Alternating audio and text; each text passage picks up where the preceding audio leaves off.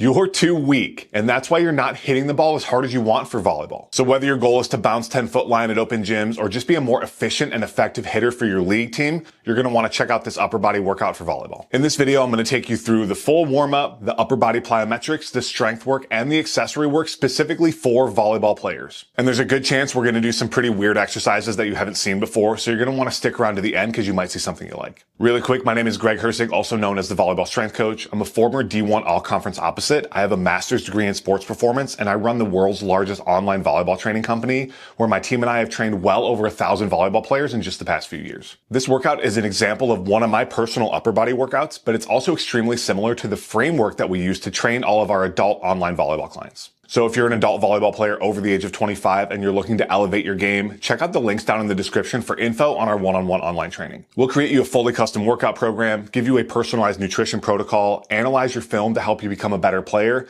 and give you one-on-one calls and group calls with your coach to make sure you're staying on track and making progress. So if you want more info on that, feel free to check out the links down in the description. But other than that, let's get to the workout. Oh, really quick, make sure you like the video and hit that subscribe button because I'm posting volleyball workout videos like this every single week. Okay, so one of my favorite ways to warm up for upper body is with something called rope flow. Rope flow is a really good combination of shoulder mobility, spinal movement, overall coordination, and the brain benefits of learning a new skill, which becomes even more important as an adult. Look, I know it looks weird, like you're expecting me to start jumping over the rope or something, but I promise if you keep an open mind and dedicate a good amount of time to learning some of the basic patterns, you will understand why I start most of my upper body workouts with rope flow. You may also see in some of these exercises that there's a pretty direct carryover to volleyball as far as the benefits for like arm swing mechanics and learning to keep your arm relaxed. So I'm not necessarily going to be posting a tutorial on how to do rope flow, but you can find a ton online from some really good creators that are going to be much better at teaching you than I ever would. I basically do it as a warm-up, and there are some coaches out there who are experts and unbelievably talented at this skill.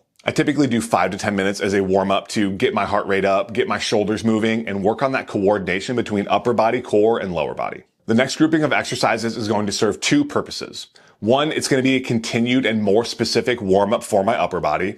And the second is that it's going to be a little bit of some upper body plyometrics. Deep tier push-ups are basically the same concept as the deep tier plyometrics we use for lower body. I'm essentially just bouncing in the bottom position of the push-up, working on quickly contracting and relaxing the muscles in my chest, shoulders, and triceps so I can teach them how to fire quickly. Like I said, this is giving me a direct warm-up for the bench press we'll do after this. I did sets of 10 to 15 on these. I paired those with push-up drops, which are basically falling from the top position of a push-up into the bottom position of the push-up and then quickly catching yourself. It's like the upper body equivalent of drop jumps. Again, this is teaching my upper body muscles to hit the brakes and contract in unison very quickly. Athleticism in general has a lot to do with how fast you can absorb load and redirect that load powerfully. And these exercises are a great way to practice that for your upper body pressing muscles. For those, I did sets of 5. So for my warm-up, I did 3 sets of the deep tier push-ups, and then I paired that with 3 sets of the push-up drops. Now moving on to our first upper body strength movement of the day, I'm doing the classic barbell bench press. Now, there's a lot of debate and discourse in the volleyball world whether volleyball players should do a barbell bench press or not. And personally, this is something that I've gone back and forth with for quite a long period of time in my career. A few years ago, I would have told you that there's really no necessary reason for volleyball players to do a barbell bench press, primarily because of the increased shoulder injury risk that's typically associated with doing them. Now, to be fair, the bench press is not inherently dangerous for the shoulder. The biggest issue is that most people either do it incorrectly or they try to do it with more weight than they should. My main point was back then that you could get the majority of the benefits from a barbell bench press with something like a dumbbell bench press, but with less injury risk. Now, while I do think that is still a fair assessment, I also have come to terms with a couple things in regards to the barbell press. The first thing is that our main goal with this exercise is to increase upper body strength and force output.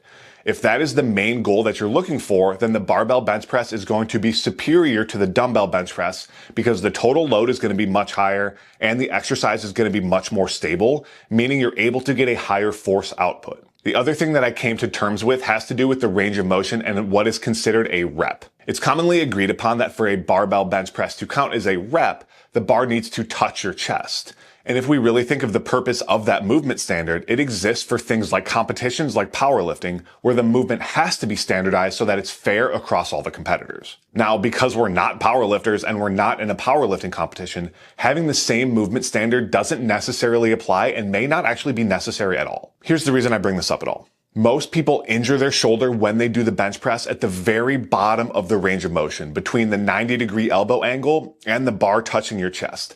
And this primarily happens because of the lack of proper setup in the technique to keep your shoulder blades pinched and retracted, and that allows sufficient range of motion for the bar to touch their chest. So many people will have an improper setup for their bench press where their shoulder blades are not retracted, and then they force their arms to go through what they consider to be a good range of motion, and that forces your humerus and your scapula to fight for space, which can sometimes result in those shoulder injuries. And so I bring all of this up to say that if you're worried about bench pressing causing a shoulder issue, then simply reduce your range of motion and let the bar stay a couple inches off of your chest. You'll still get 99% of the benefits of the exercise while greatly reducing the injury risk to your shoulder. That being said, if you would rather just do a dumbbell bench press instead of a barbell press, I still think that's a reasonable option, and I do still have that in a large percentage of the programs that I write for clients. Today, I did 5 sets of 5 reps, working up to a pretty heavy weight. All right, that's enough of that. Let's move on. I followed the bench press with pull-ups as my main upper body pulling exercise of the day.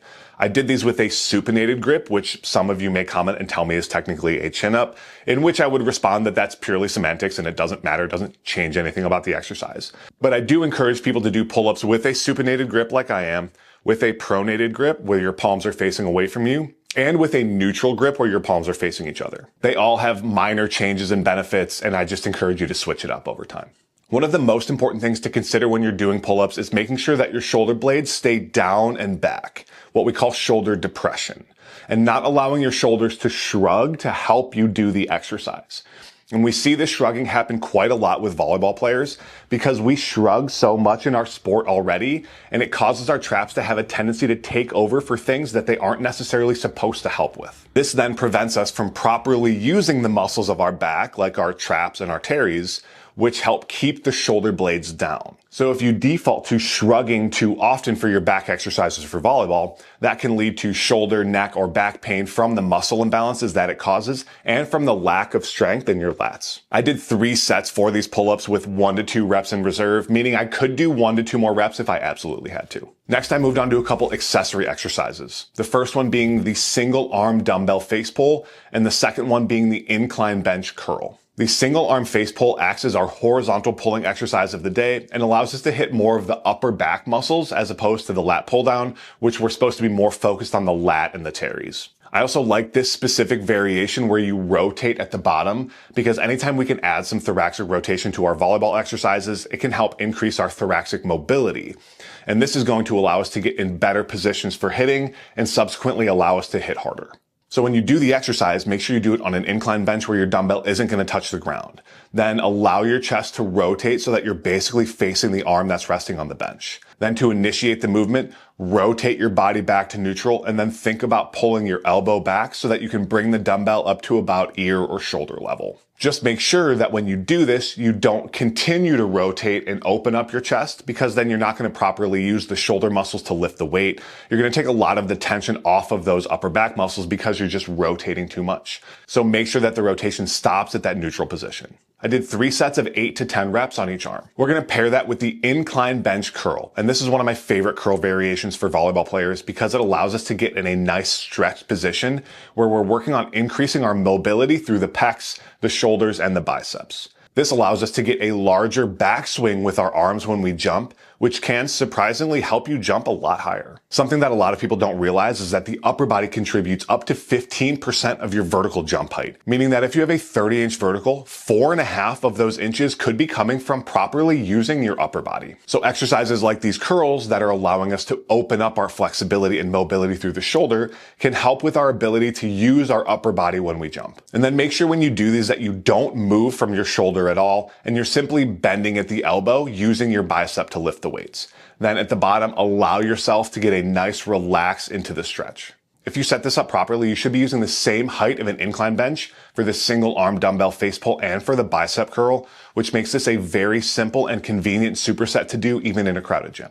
Now, I love to finish my upper body exercises with some dynamic and athletic type of exercises to make sure that I'm not feeling stiff and clunky when I'm done lifting. So I finished off supersetting these mace 360s with some club throws. For the mace 360s, there's a couple of goals here. The first one is to increase the flexibility that you have within the shoulder in that overhead position, which very directly translates to your shoulder flexibility for hitting. The second is to learn to integrate the core and the upper body together to be able to move and stabilize that weight. You always want to make sure that you go both directions on this exercise because each arm is obviously moving in the opposite direction from one another. And so you don't want to miss out on half of the exercise by just doing it one way. You also want to make sure that you're switching hands at some point because sometimes it feels more comfortable with the left hand on top, but that means you also have to do some reps with the right hand on top. I ended up working pretty heavy on this exercise, but it's not something that you want to increase weight on very quickly. I've been doing these exercises for quite a number of years, so my body's very prepared for that weird force that happens as the weight takes your hand and your elbow behind your head.